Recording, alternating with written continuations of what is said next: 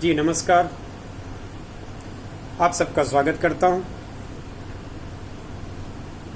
आज की टॉपिक है गलवान घाटी में खूनी हिंसा। इस टॉपिक पर अपने थोड़े से विचार मैं रखना चाहूंगा। सबसे पहले ये भौगोलिक क्षेत्रों में थोड़ी सी इसकी स्थिति स्पष्ट कर दी जाए। लद्दाख क्षेत्र में गलवान घाटी एक महत्वपूर्ण सामरिक क्षेत्र है। यह वास्तविक नियंत्रण रेखा, जिसको एलएसी कहा गया है, पर स्थित है। सामरिक दृष्टि से इस क्षेत्र का बहुत महत्व है। गलवान घाटी से होकर के एक रास्ता जाता है काराकोरम और सियाचिन तक, जिससे रसद सामग्री वगैरह पहुंचाई जाती है। भारतीय क्षेत्र में स्थित इस गलवान घाटी में कल के दिन जो घटना घटा, उसके पीछे दो मुख्य कारण थे। आइए जानते हैं वो कौन से दो कारण थे जिससे ये खूनी हिंसक घटना घटी। पहला कारण था कि गलवान घाटी में गलवान नदी बहती है। इस नदी पर पहले लकड़ी का पुल था। वर्तमान भारत सरकार ने इस पर पक्के पुल का निर्माण शुरू करा दिया, तो चीन जैसे गद्दार देश के पेट में दर्द होने लगा, जबकि यह निर्माण हमारे देश में यानी भारत में हो रहा है। दूसरी घटना, इस गलवान क्षेत्र से जो सड़क मार्ग निकाली गई है, 330 किलोमीटर लंबी पक्की सड़क निर्माण बनाने का कार्य शुरू हो गया है, ताकि इससे अपने अस्त्र शस्त्र और तमाम तरह के भारी तोप और रॉकेट लॉन्चर आसानी से बॉर्डर तक लिए जा सके। यह बात चीन को खलने लगी। तो पुल का निर्माण और सड़क का निर्माण, ये दो ऐसी घटना थी जिससे आग बबूला चीन ने आज अपनी कायराना हरकत कर दिया।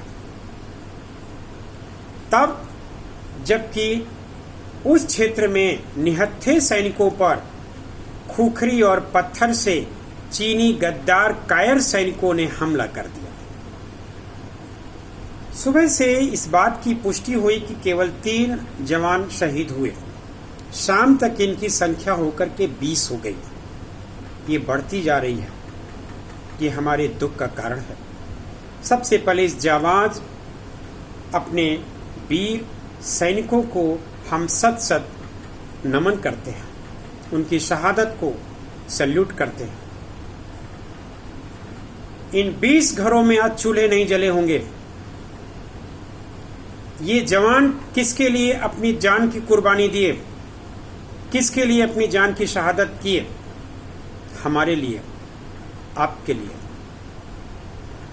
जहां -डिग्री टेम्परेचर था, उस -डिग्री टेम्परेचर में हमारे जवान अपने युद्ध नीति को फॉलो करते हुए इस क्षेत्र में भ्रमण कर रहे थे। चीन के कायर सैनिकों ने अपने सामान्य लाठी और डंडों में खूखरी और चाकू छुपा कर आए थे और हमारे जवानों के पीठ में खंजर मारा है। इसको कायराना हरकत नहीं कहेंगे तो क्या कहेंगे? इस गद्दार चीन को ये भूल गया कि 60 के दशक का भारत नहीं है, जब कोट पहने हुए, गुलाबदार कोट पहने हुए कोई प्रधानमंत्री कहता था हिंद चीनी भाई भाई भाई भाई। ये 2020 का भारत है, लेकिन चाइना के नजरिए में ये 60 के दशक का भारत है। उसने बहुत बड़ी गलती की है। इस गलती की सजा उसे चुकानी पड़ेगी, ब्याज के साथ चुकानी पड़ेगी। पूरा देश इस समय इस घटना से आक्रोशित है। इस कायराना, इस गद्दार भरे देश की जो हरकत है, इससे पूरा देश उबल रहा है। आप में युद्ध करने की क्षमता नहीं है, तो आप धोखे से युद्ध करते हो।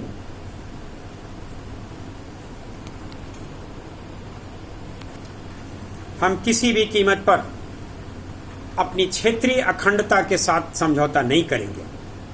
हम अपनी संप्रभुता के साथ समझौता नहीं करेंगे। हम अपनी देश की एकता के साथ समझौता नहीं करेंगे।